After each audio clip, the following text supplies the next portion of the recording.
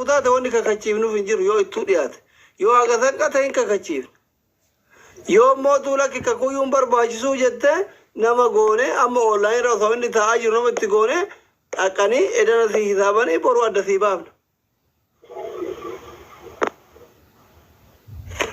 ما تسمع إنه أوي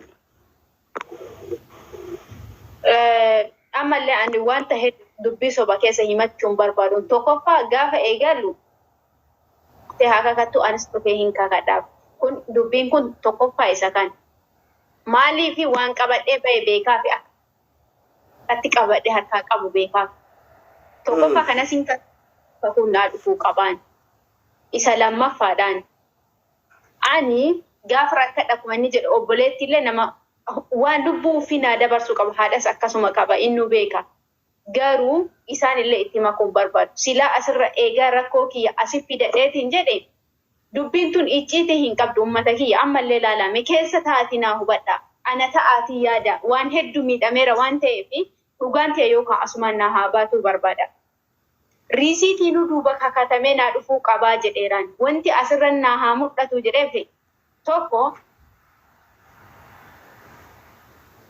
yookinnaan anu tilmaamee jedhee dubbii kanatu dhugaa ta'e ummanni Oromoo seeraan naa haa arguu barbaadan hojiin kun irraa muramee dhufuu danda'a ana yoo na waakkateellee milkiin naa kakate an duruma jedhe quraana anin kakadha amma gize 3-4 jedhe milkiin quraana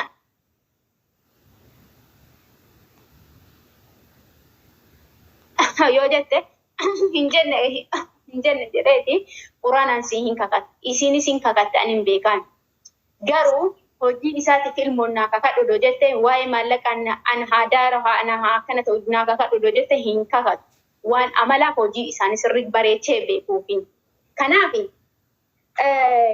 riisiitii fidanii akkana riisiitii mul'isanii akkana fidanii riisiitiin kun hagana jedhanii tilmaamaniifi ummanni waa hedduuyyuu qaagaa oola yeroon illee kanaaf nurraan dhuma sa'aatii tokko ol nutti fudhatu tokko yoo san dhugaan tiyyallee naa argamtiin hanni tiyyallee yoo itti dhufteetu hin jedhe hin qabus yoo naan jedhe ana dhallee rakkinna hedduus gonfadhee dhiphinna hedduus beelallee dheebullee dhibeellee gonfadhee waan hundaayyuu obsee cadhiseera an hin qabu kunoo hagana ta'ee Oromoo haadhiiftu yoo jedhellee Oromoo na eebbiftiniiti sumuuni odoo hin fudhanne biraa dhiiseeti rabbii kiyya of kenne rabbii qabaataadha fayyaa naa haa kennu umurii na haa dheeressu hin hojjetadhaa jedheeti itti amanee hin fudhadhaan dhugaa barbaade anan dhalee dhugaa garaana nyaati kaleessaayyuu obseeti kushiinaa madaamiitti deebee hojjechuu jira 2,500 mana doktoroota bira hojjetaa ture diraama Dubaay 1,900 seene dabalamee 2,500 ta'ee nama akkasii hojjetaaru adda gaddeebee diraama 1,000 nama mana madaamii hojjetu ta'eera fayyaa dhabee waan hedduu dhabee jechuudha milkii haa dubbatu gaafa an qabamee biyya galu diraamni takkittiin garaamaan narraan jiru nama aayidii qabu biyya galeeru aayidii qofaaf kaa dhabeef jechuudha kana hunda obsee oficha abseeti hormaa yooma waan fedhellee ta'e birrii kanas yoo dhabe an hin deebulle hin daarulle waan takkan ta'u eebba duwwaa isinirraa fudhadheeti yoo qabaate naa kafalee yoo hin qabne itti dhiisa isinuma afonnaa haa mul'isee riisiiti makan dhugaatii naa argitanii isinuma afonnaa haa herreegamu baqa kanaaf yeroon isinirraa hin dhumatu yoo ila yeroollee hin qabne taate yoo yeroo riisitiin sun herreegamu viidiyoo isin waraabame yoo yeroo qabaatte hin laaltan yoo yeroo hin qabaanne itti dhiiftan ittillee dhiphatina nama lamaan teennee asirratti tiktookii kanarra herreegachuu barbaada an kana barbaada dhiisullee dhiisa malee waan hunda dhabeettiin ta'u.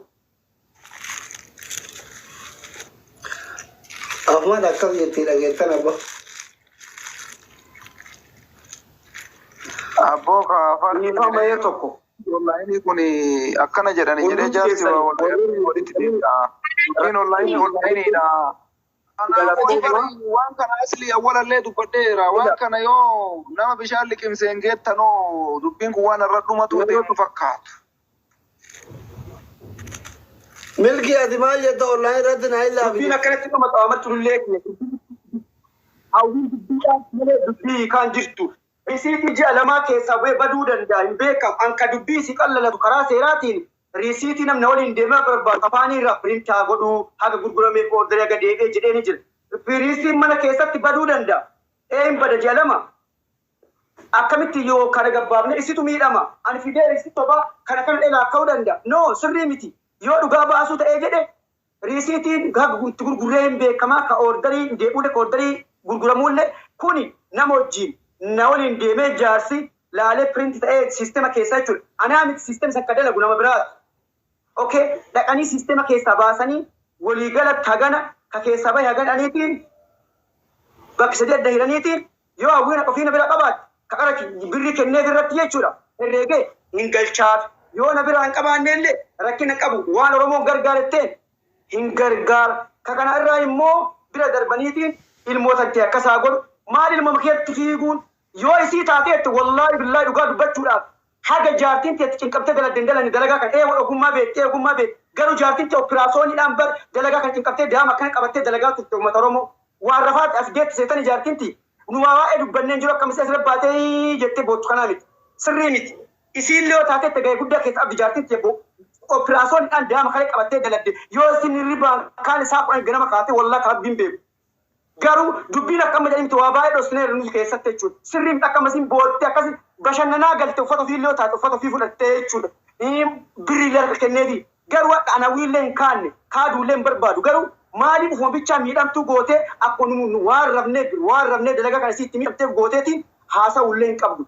Gara hundaa yaadaa haasa'uu qabdi. Obboleettii qabdi borullee ilmoo argachuuf deemti siinillee. Mee takkatti milkii waan sin jedhu atamma dubbiin kun gama keessaatiin nuuf haa laallamu erga gama keessaatiin nuuf laallamee risiitiin sunillee fuudhamee gama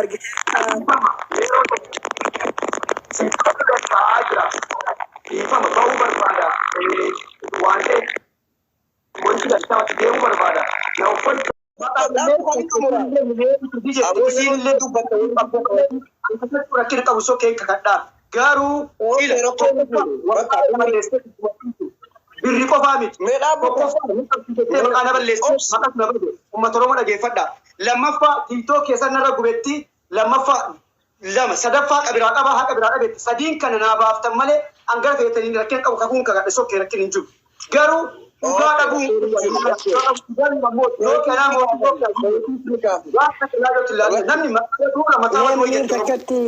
Munir takkatti obsine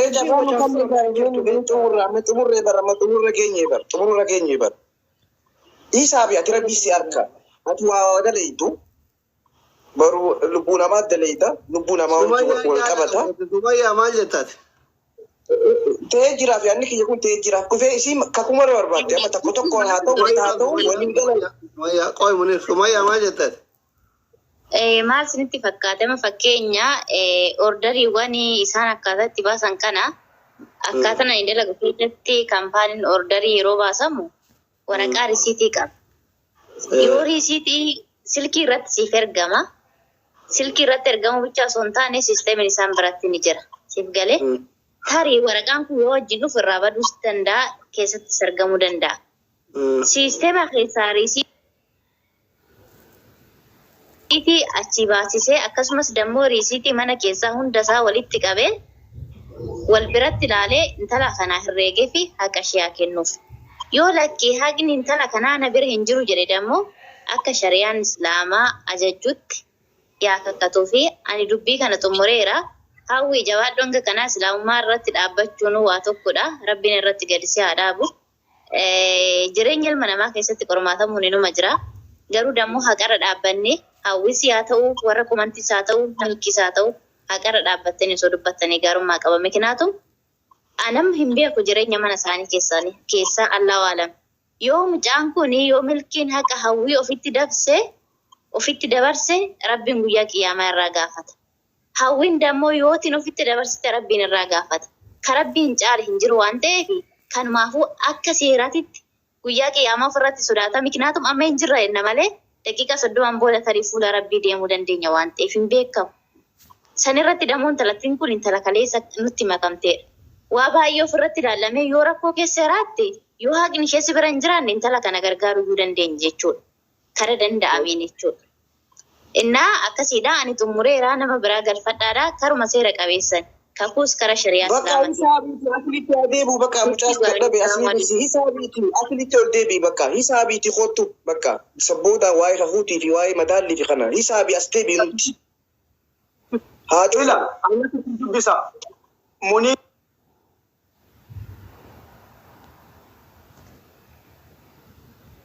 guddattee jirti. Namu biyya adda addaa irraa lolaa jira. No nan jeena maal barbaachisaadha. Yoo dide kakachuu yoo dide ilmootti uummata dhufnee himna. Siif kakata nama shanessan irratti sheekotii lamaa fi anaa fi ati ibsi nama ajandaa hanqanumaan jiru. ilmoodhaan olina ilmoon namaa qaaliidha. Dhiisa wanni biraatu baay'ee jira wanni itti walii fixan. Ragaan baay'ee jira. Waa'ee ilmoo irra dubbataa asirra dhaaba osoo uummanni Itoophiyaa hundi nukaan dhaabate ani ilmooti yaali kakatu dhugaa isinitti maal. Ilmoo qal'aa maaliif akka hin taane haasaa oolcha. Milkii.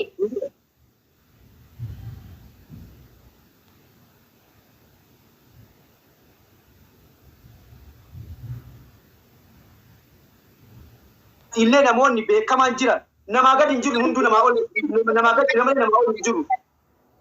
Jaarsota fidanii gurguddoon biyya kana Dubaay beekan qabdu nama baay'ee jira. Sheekh Abdurashidiin fa'aa, Ahmad Malkaa fa'aa namoota guddaa jechuudha. Namoota ati kabaju. Kaayiroo keessallee aslii fa'aa asii Muniiriin asii Abdii Hukumee fa'aa Abdii Ahmad Cullee fa'aa kunniin nutti dabalamaniiti haa fixaniiti. Guruppii yoo barbaachise rakkin hin jiru.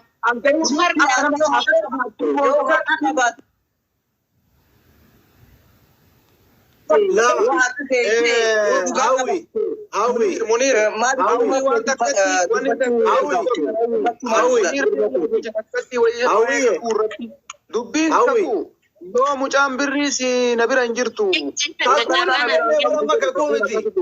Kakuun hin amma kan isiniin jiraa jirru ufii yaada keessaa maa baatan isin ufii naman dhageeffatan waan biraa haasoftan Muniir amma kakuu miti amma na dhagaye kan isiniin jiraa jiru mucaan milkiin deemee risiitii akkuma tireef jette fedhu kophaa isaa fedhu jaartii isaa wajjin hisaabee maallaqa haga waliin dalaydan kaalkuleet godhee fedhu akka jedhu piriinti haa godhu fedhu takka takkaan haa hisaabu hisaabee haa fidu. Hisaaba inni nuun jedhe san irra dhaabannee tilmaama ati yaaddutti yoo dhiyaate yookiin yoo ga'e taate waan kee keessaa si haa ergu. Yoo wanni ati yaaddee fi inni fide sun wal ta'uu wal gituu baate yooma sana asirratti kaysiifna. Ammaaf ka dursu maal inni hisaaba godhuudha jechuudha. Si galee amma waa'een kakuun geenne. Kakuun yoo isin mallaqa san fakkeenya bati 10,000 jette inni mallaqni 3,000 jedhe hisaabni haganuma akka addaan fagaachuu kana waraqaa akka keessaan gatiin akka gimmaasha akka birrii xixiqqaan lakkaayin hunda lakkaayi kakachiifne irraa fuunaa jechuudha. Nutti himaa jechuudha. Sambooda agarsi ta'uu fi haa ergu. Akkas thank you.